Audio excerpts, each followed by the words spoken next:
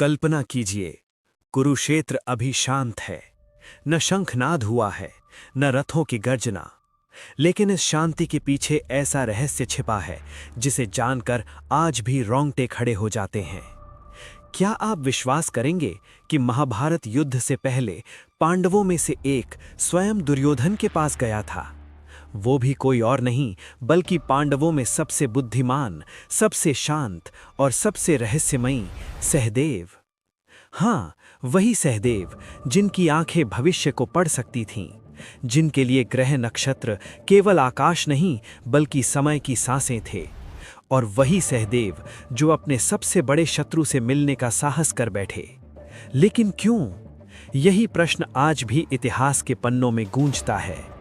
और यहीं से शुरू होता है ये रहस्यमय प्रसंग। उस रात आकाश असामान्य रूप से शांत था। चंद्रमा की रोशनी तीव्र थी, मानो वो स्वयं इस भेंट का साक्षी बनना चाहता हो। सहदेव अपने मन में एक भयंकर द्वंद्व लिए हुए खड़े थे। उन्हें सब पता था, युद्ध का दिन, युद्ध का क्षण, वो समय जब एक शंखनाद इतिहास की दिशा बदल देगा।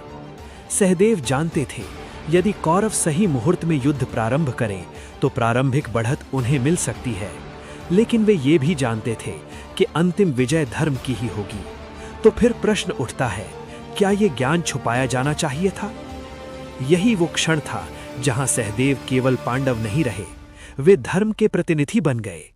शास्त्र कहते हैं, यदि कोई ज्ञान सत्य है और उसे पूछने वाला योग्य है तो उसे छुपाना अधर्म है। और दुर्योधन भले ही अधर्म का प्रतीक था, लेकिन एक क्षत्रिय राजा भी था। इसी धर्म संकट ने सहदेव को कौरव शिविर की ओर बढ़ने पर मजबूर किया।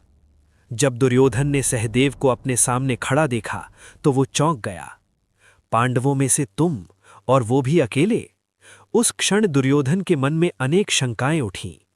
क्या ये कोई षड्यंत्र है? क्या ये कोई छल है? लेकिन सहदेव के चेहरे पर न भय था, न चालाकी, केवल शांति और सत्य। सहदेव ने कहा, मैं यहां पांडव बनकर नहीं, धर्म बनकर आया हूं। ये वाक्य सुनते ही दुर्योधन क्षण भर के लिए मौन हो गया। फिर सहदेव ने वो कहा जो शायद इतिहास का सबसे बड़ा नैतिक रहस्य है। उन्होंने दुर्योधन को बताया कौन सा समय युद्ध आरंभ करने के लिए उसके पक्ष में अनुकूल होगा, कौन सा नक्षत्र उसे प्रारंभिक सफलता देगा। लेकिन रुकिए, साथ ही उन्होंने चेतावनी भी दी, यदि इस ज्ञान का प्रयोग अहंकार और अधर्म के लिए किया गया तो यही ज्ञान तुम्हारे विनाश का कारण